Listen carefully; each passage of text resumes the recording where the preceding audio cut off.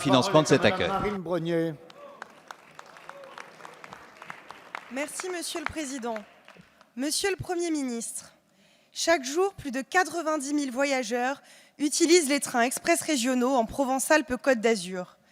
Chaque jour, notre région subit baisse de fréquentation, forte hausse des coûts, fraude élevée, pénurie de conducteurs et plus de 86 jours de grève depuis le début de l'année, ce qui nuit gravement au quotidien des usagers. C'est plus d'un train sur 3 impacté. Cette situation est inacceptable. Le service des TER coûte cher, très cher aux habitants de la région, 1 million d'euros par jour. Malgré la volonté politique de la majorité régionale conduite par Christian Estrosi et les efforts financiers réalisés, la SNCF refuse de coopérer pour améliorer de manière significative la qualité du service rendu, alors même qu'elle surfacture. 36 millions d'euros supplémentaires pour rien. Le modèle est à bout de souffle. Nous devons renverser la table pour offrir aux usagers de nouveaux transports régionaux et un service public digne de ce nom.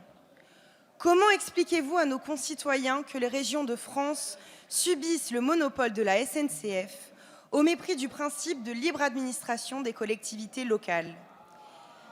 Ma question est simple, Monsieur le Premier ministre. Combien de temps allez-vous attendre pour permettre aux régions de France d'expérimenter l'ouverture à la concurrence pour leurs TER?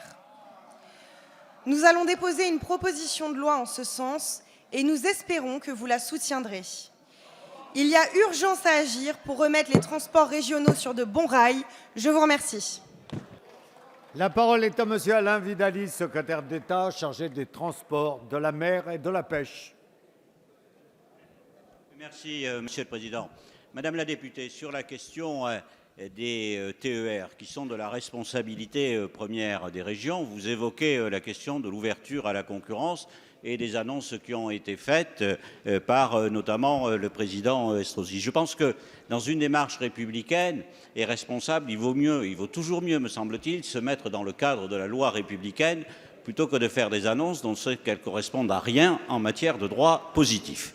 Or, en la matière, aujourd'hui, le monopole est attribué par la loi, et depuis très longtemps, à la SNCF. Le 4e paquet ferroviaire que j'ai négocié prévoit que l'ouverture à la concurrence se fera pour les trains commerciaux à partir de 2020, c'est-à-dire les TGV, et puis pour les TER à partir de 2023. Ce n'est pas la position uniquement de la France, c'était la position de l'Allemagne qui a aussi un opérateur historique, c'était aussi la position de l'Italie, la position de l'Espagne.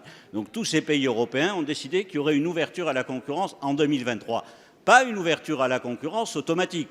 Chacun prendra sa responsabilité politique. La France a tenu à ce que figure dans le texte, pour les autorités organisatrices, en l'occurrence les régions, la possibilité soit d'une attribution directe à l'opérateur historique, en l'occurrence la SNCF, soit un appel à la concurrence, ce sera la liberté des collectivités locales. D'ici là, que faire? Effectivement, d'ici là, nous devons faire une expérimentation. Pourquoi? Parce que l'ouverture à la concurrence, on a l'expérience du fret.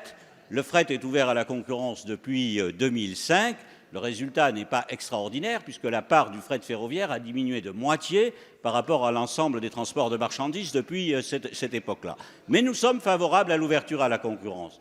Pour ouvrir à la concurrence, il nous faut une loi. Et contrairement à ce que semble vouloir M. Estrosi, nous allons le faire, nous, en concertation avec les régions. Nous discutons avec les régions aujourd'hui, avec l'Association des régions, pour définir un périmètre et une proposition de texte de loi pour faire cette expérimentation.